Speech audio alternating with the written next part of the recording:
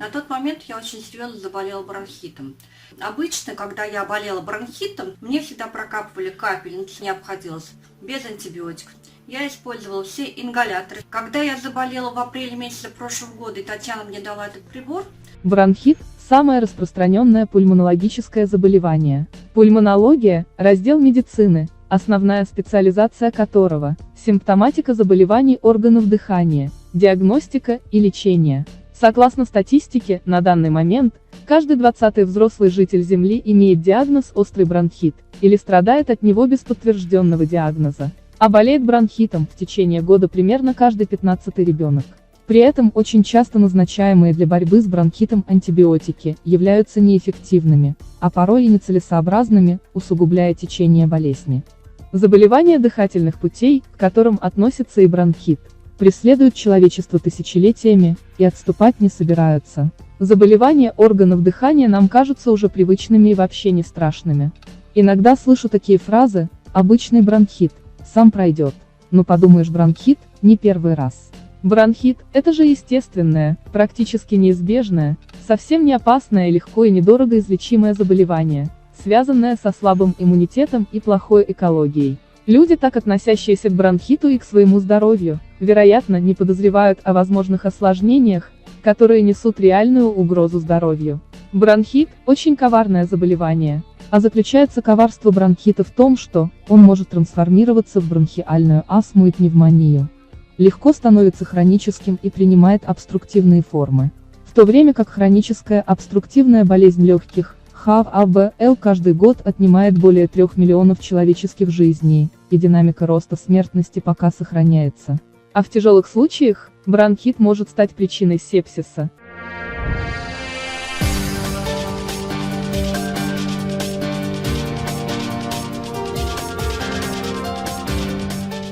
Бронхиструктура. Бронхиальное древо служит газотранспортной системой, обеспечивающая плавный, равномерный незатрудненный приток и отток воздуха в легкие и обратно.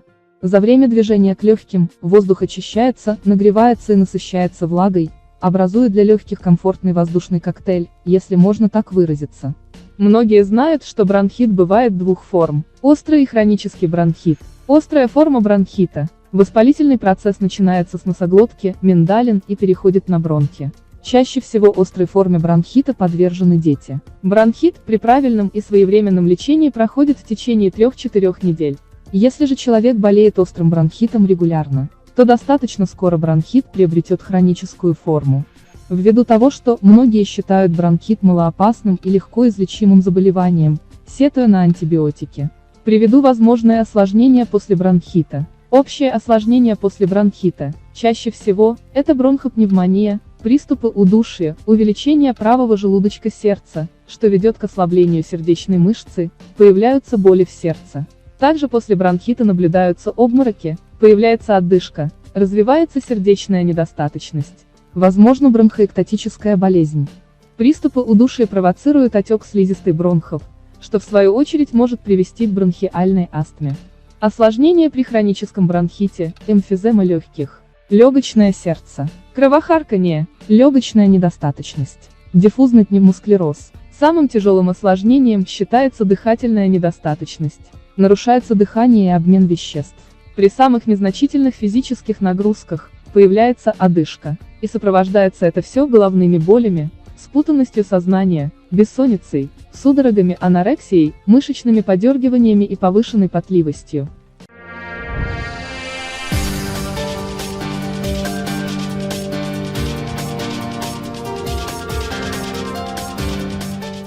Описание осложнений и вероятные последствия.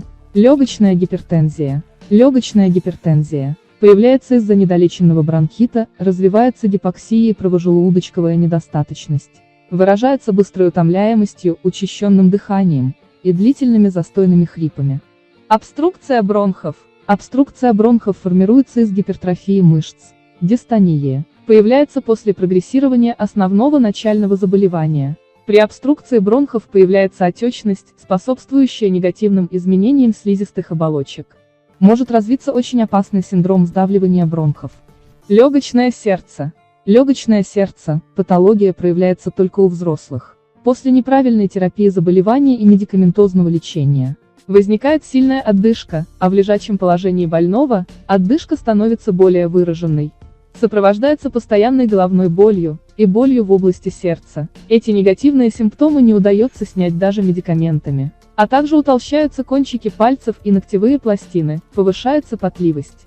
При запущенном состоянии ведет к утолщению ткани миокарда. Достаточно часто данное осложнение заканчивается инфарктом миокарда. Бронхиальная астма. Бронхиальная астма имеет свои симптомы, и они выражаются удушьем, часто наступающим по ночам, что в свою очередь повышает вероятность летального исхода. Большое количество мокроты мешает дышать даже при медленном передвижении. Появляются проблемы с сердцем и респираторная недостаточность.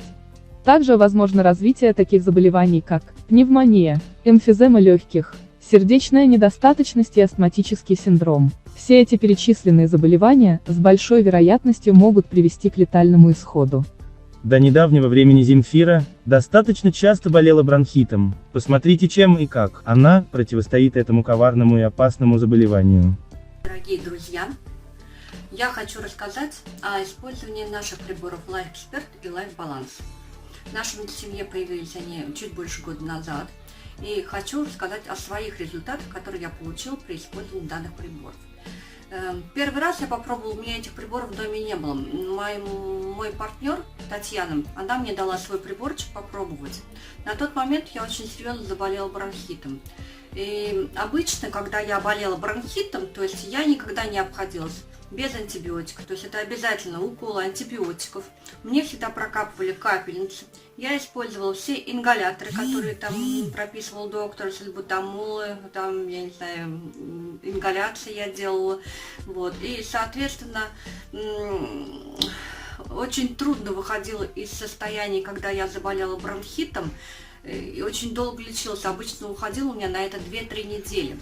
Когда я заболела в апреле месяце прошлого года, и Татьяна мне дала этот прибор, в течение 4 дней я вышла из этого жуткого состояния без антибиотиков, без лекарственных препаратов, без капельниц, без гормональных ингаляторов.